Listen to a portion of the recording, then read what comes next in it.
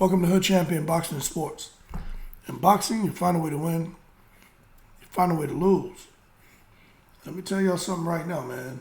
When it comes to inactivity in boxing, seems to be a curse kind of floating around out there for some of our favorite ex-champions and what seems to be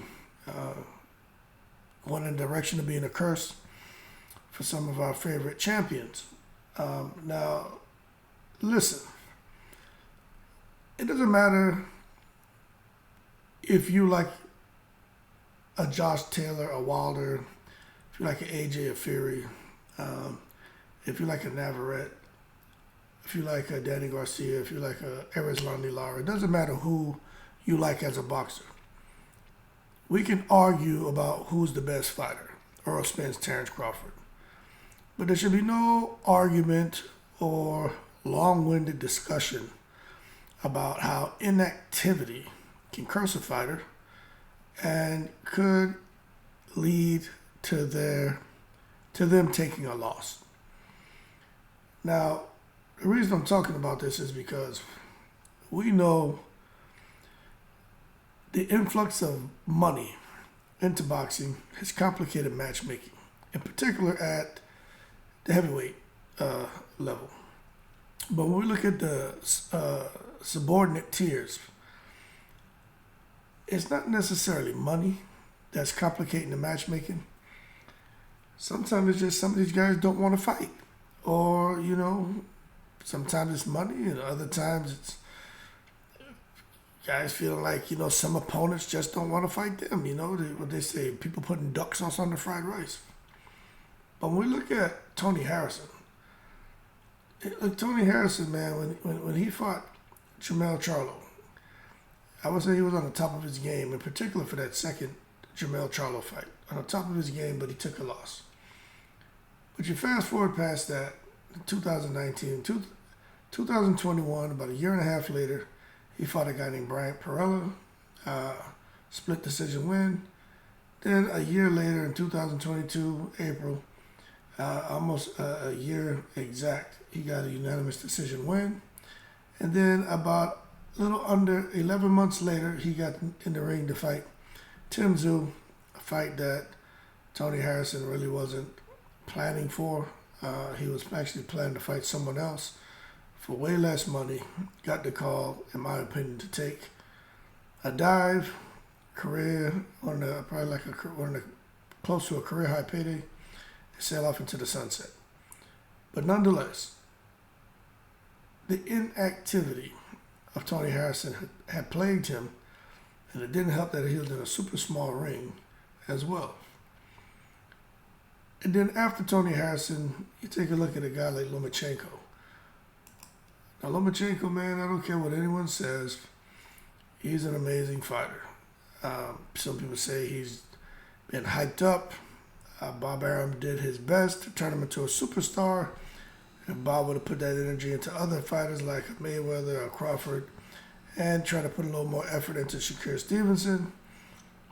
Maybe they would be superstars and would have happy relationships and had all the fights they wanted instead of, a guy like Mayweather leaving, Crawford leaving, and now you got Shakur Stevenson kind of like he's hanging on by a thin thread, in my opinion.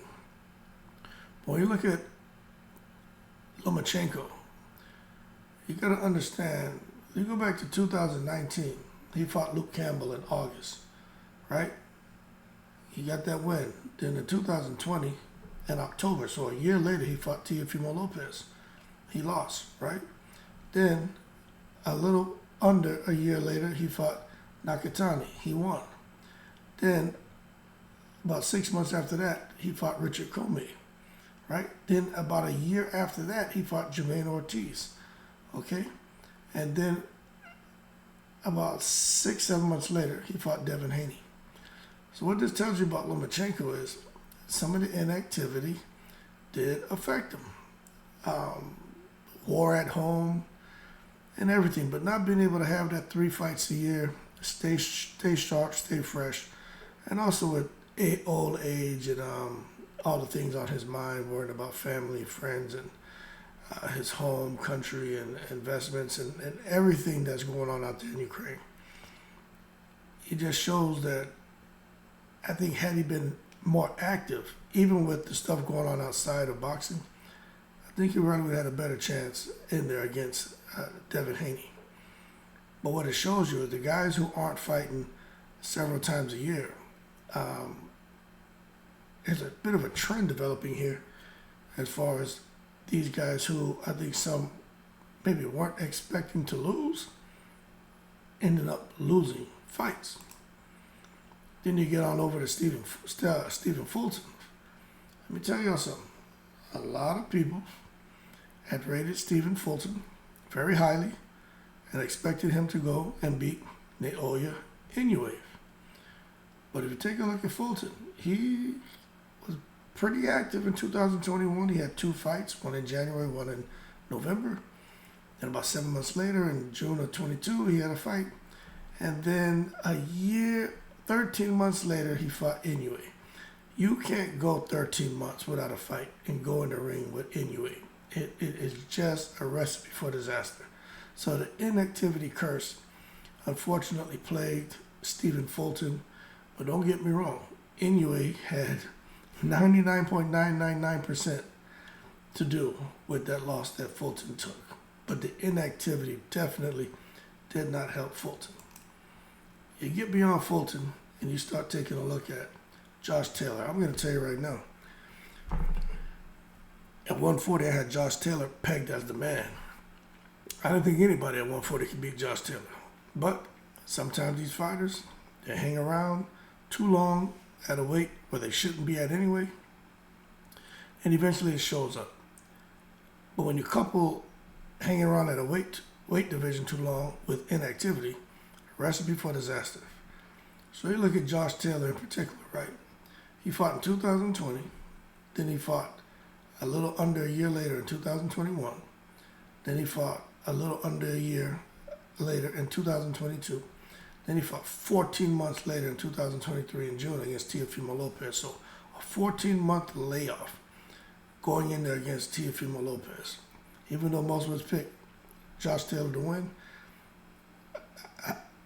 that whole thing about being inactive for 14 months, it does factor in to the potential outcome of a fight when you have 2 elite fighters getting in the ring and squaring off. And unfortunately for Josh Taylor, he got, in my opinion, embarrassed by Teofimo Lopez. But no excuses, the better man won.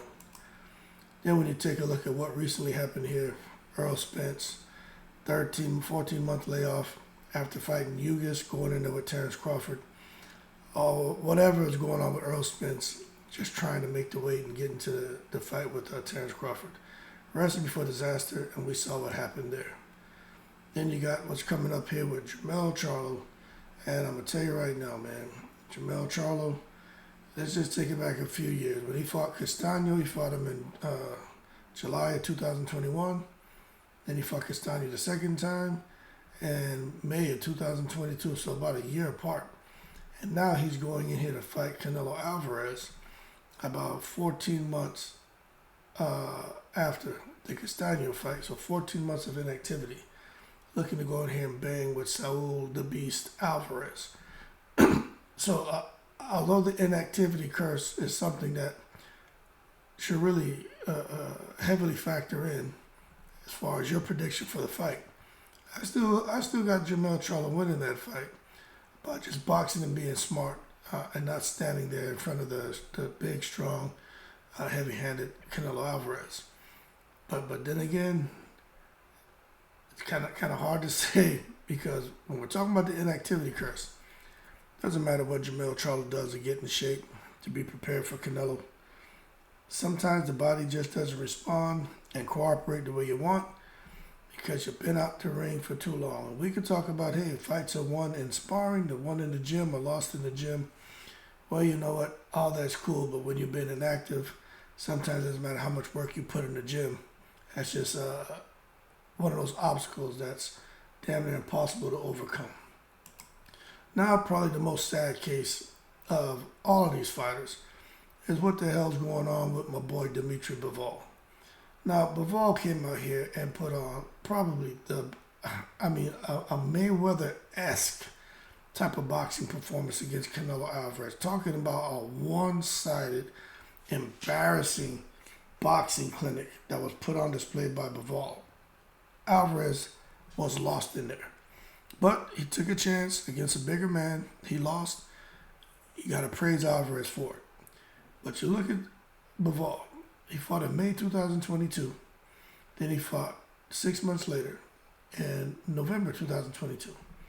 Now here we are in August, and he still hasn't fought, not by his own fault. You got the people in the secret society and those key decision makers behind the scenes who are making sure he doesn't get an opportunity to become the undisputed champion at 175. And that sucks.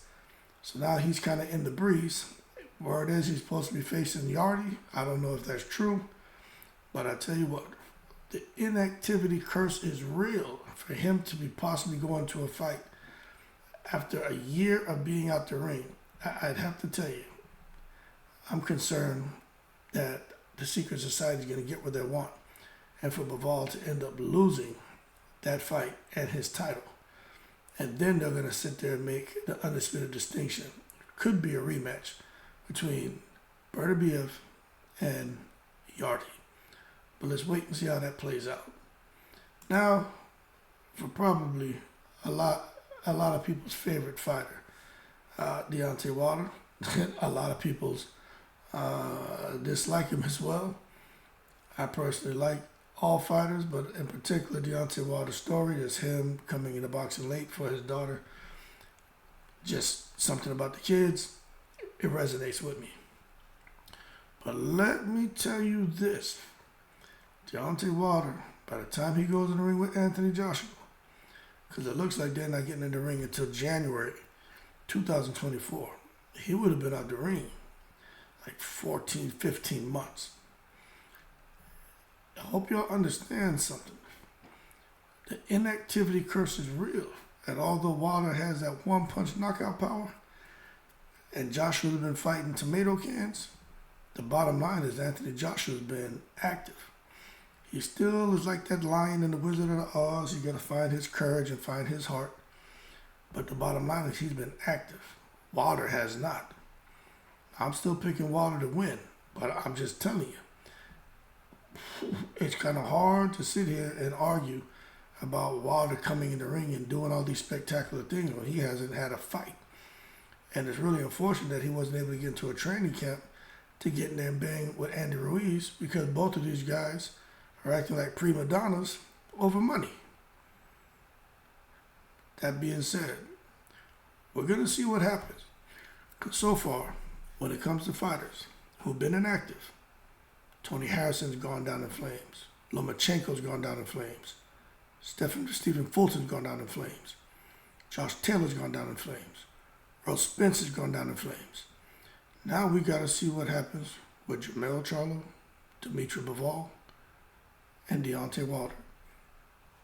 I don't have a prediction, but what I will tell you is when it comes to inactivity, if we're taking a look at what happened with Harrison, Lomachenko, Fulton, Taylor, and Spence, be careful on who you putting your money on to win these forthcoming fights, because the inactivity curse is real. Y'all keep cool. I'm in the breeze.